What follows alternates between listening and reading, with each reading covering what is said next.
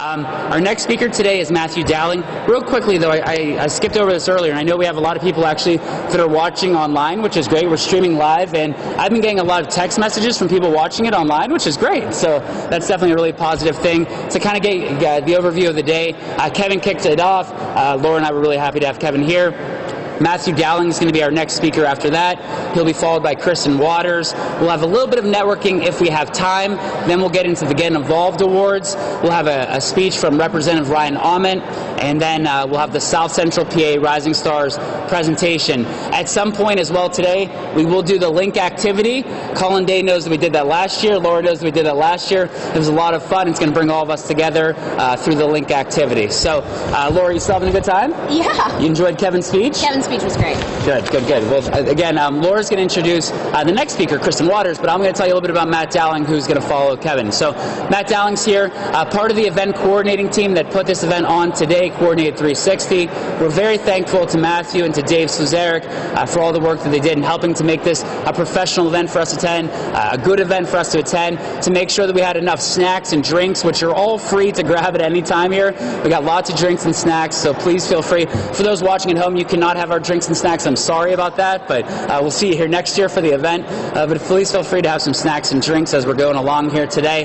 Matthew Dowling is an assistant district governor for his Rotary Club. He's an executive with the Boy Scouts, former Rotary Club president. He is Mr. Fayette County, absolutely without a doubt. A new author of, he's one of the co-authors for Empowered in Pittsburgh, a speaker. Dave and Matthew also run the Fayette County Television station. So Matt has truly made the most of his 20s, still 20s so far, and really does a lot of great things to give back, to make a difference. And I know we've got Domingo here, we've got some young leaders here. Matthew's been a leader through his whole life, an Eagle Scout who hasn't stopped being involved for one day of his life. And I think he's going to share a great message with us here today. So let's give a warm South Central PA Service Summit welcome to Matthew Dowling.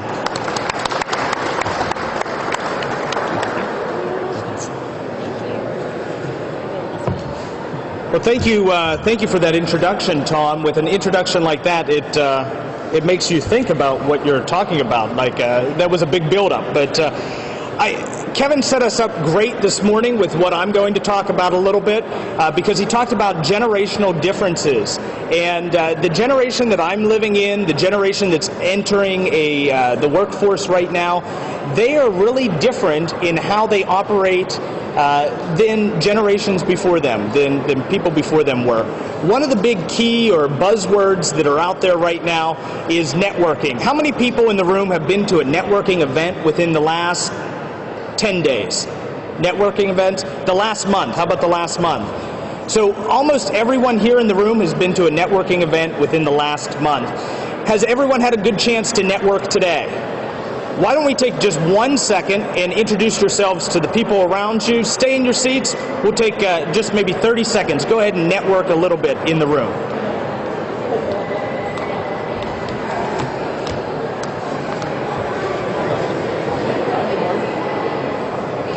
I'm going to sneak in here. Take that as well. So networking, like I said, is a big buzzword. It's something that we all do. You know, I love to go to chamber business after hours, because you can have a couple drinks, some great food, meet people, talk to people, you network. I carry business cards, give them away constantly, and that's great.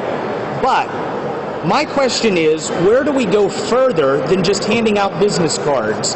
How do we create a personal relationship? And I think sometimes that's what we're missing with the people that are entering the workforce today. And even those who have a lot of practice in networking, we hand out business cards, we make connections, but we never form a personal relationship. Relationship building is really done person to person, and that's the point that I want to talk to you about today. Now, I'm a development director. Fundraising is what I do, so I'm going to pull an experience from fundraising to share with you about relationship building just a little bit. You know, we have a brochure where we ask people to make a donation every year, and there are probably 10 different levels that say if you're in this leadership circle, if you're this, you get a plaque, you get a ticket to a dinner, you get a patch that you can wear, you get a pin for your lapel. All of those things are great, but none of those items are why the person gives. The reason why the person gives, in my scenario that I presented, is because of the person who asked them, because of that personal relationship.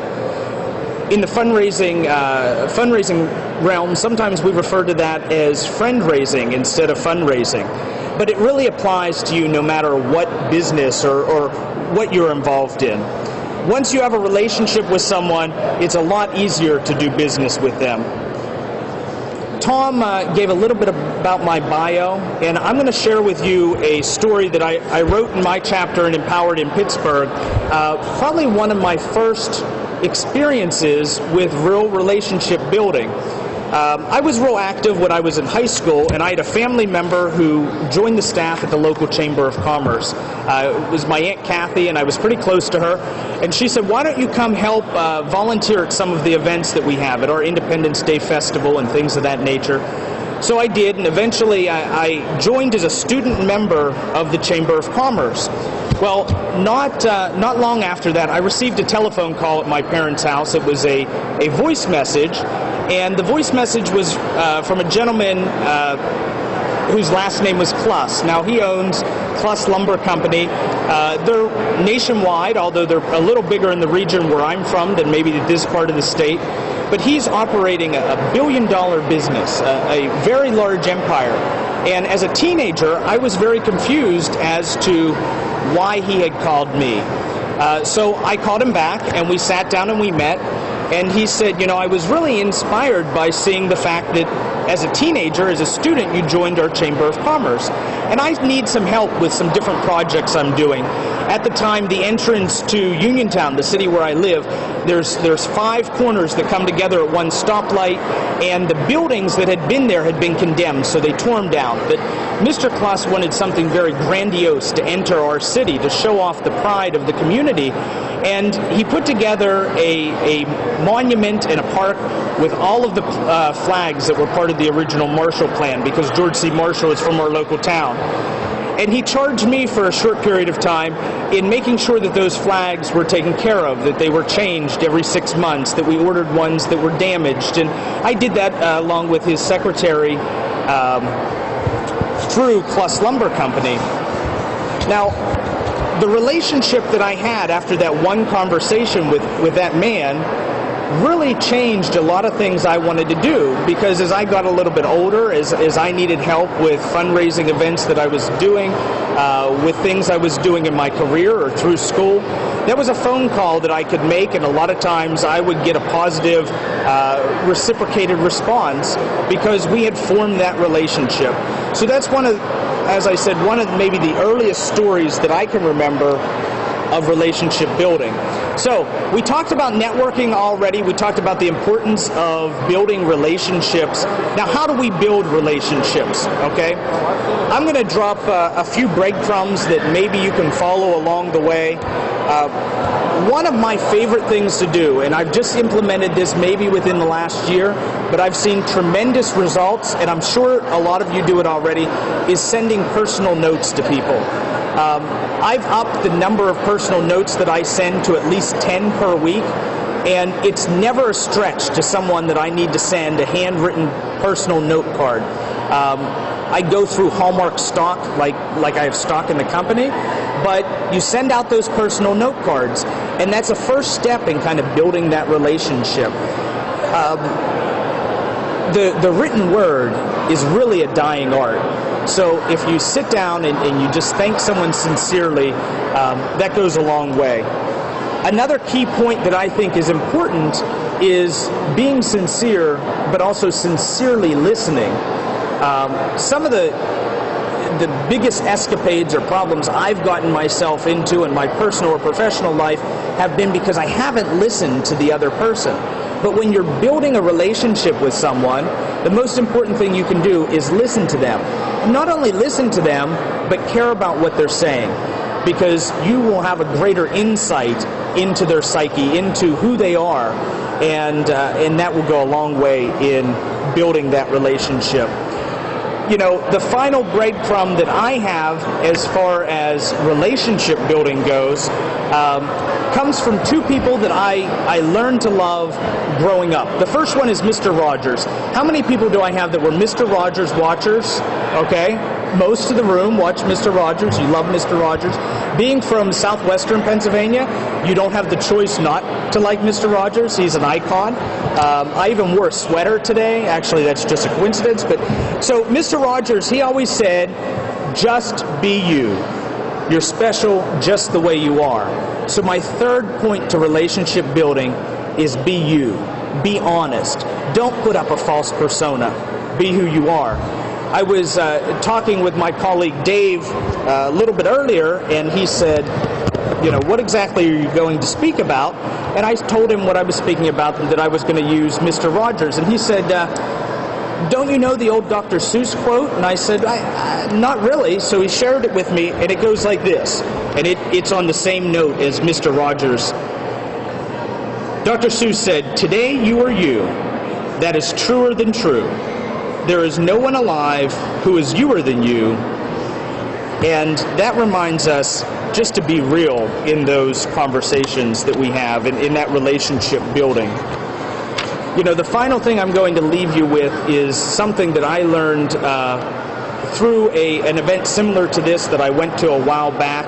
A lot of you might have picked up on it. The business world in a lot of college courses are talking about it.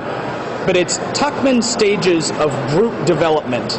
And it really gets down to the importance of relationship building.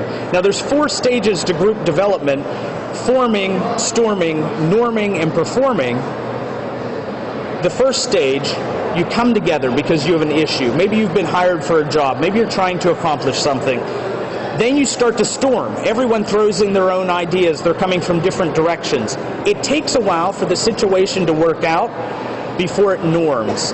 And at the end of the process, when you're finally ready to accomplish that goal, you finally get to the performing stage.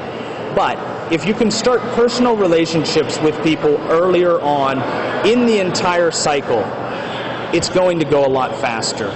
You'll be able to take less time storming and more time norming and performing. And so my big challenge to you is, as young professionals, as people involved in the business community and the nonprofit community, don't just worry about the number of business cards that you pass out, but worry about the number of relationships that you're able to build through your networking events and through your interactions with other people. Thank you.